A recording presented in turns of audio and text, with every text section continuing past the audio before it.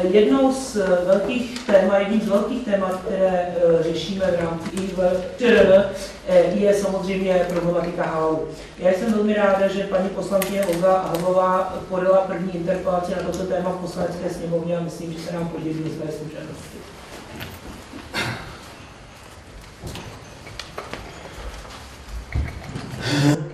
Dobrý den, dámy a pánové. Chtěla bych vás z tohoto místa pozdravit nejen za sebe, ale i jménem našeho předsedy poslaneckého klubu Marka Černocha, který se nemohl této konference dneska zúčastnit. Mě velice těší, že jsme se tu sešli i přesto, že venku krásně svítí sluníčko a že nám otázka islámu není zcela lhostejná.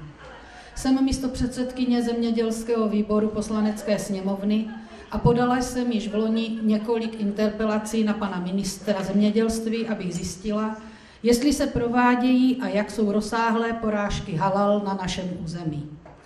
Halal není nic jiného než sprosté týrání zvířat, které tento muslimský rituál provádí celkem u nás 9 podniků. Přesto, že odporuje dalšímu zákonu, a to je týrání zvířat.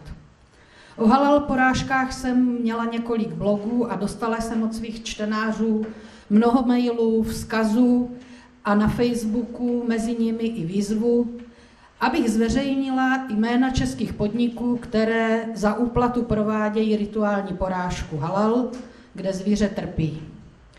Omlouvám se všem, ale jména zveřejňovat nemíním a nebudu, aby nepropukla nějaká zbytečná nevraživost, ba dokonce násilí, ale udělám vše proto, aby výjimka ministerstva zemědělství pro halal přestala platit.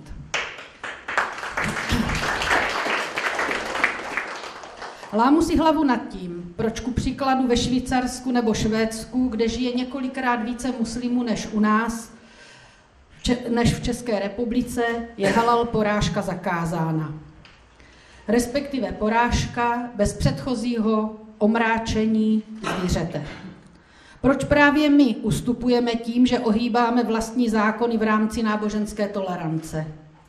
Co to je za toleranci, když je zvířeti uříznutá hlava, nechá se pomalinku vykrvácet s hlavou otočenou na kábu, jak káže Korán, a celý obřad provází modlitby? O halalu jsem mluvila už také v lednu na demonstraci na Pražském hradě a takové výjimky ze zákona nemají v naší společnosti místo.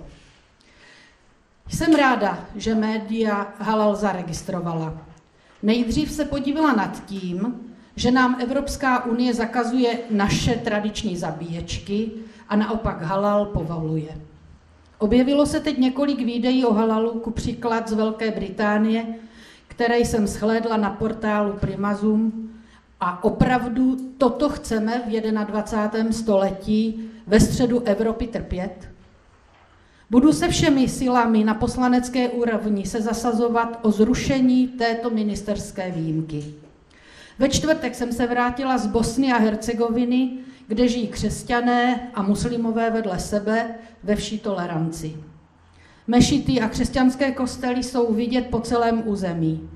Otázka tolerance náboženství je tam zcela samozřejmá, protože je historicky zakotvená, a tak si kladu otázku, čeho se vlastně bojíme. Bojíme se islámského externího radikalismu. Bojíme se, v čem budou žít naše děti a jaké jim vytváříme podmínky. Jsme národ tolerantní, nikdo nezakazuje muslimům jejich modlitby, ale nikdo po nás nemůže chtít, abychom měnili naše zákony a pod tlakem zisku ohýbali páteře. Nebo už opravdu nemáme žádnou národní hrdost? K Česku islám historicky nepatřil a zvěrstva, která se pod rouškou islámu dějí, nás nutí zaujmout postavení, kdy musíme trvat na tom, že kdo chce s námi žít, musí cítit naši historii a musí ctít a respektovat naše zákony. Děkuji za pozornost.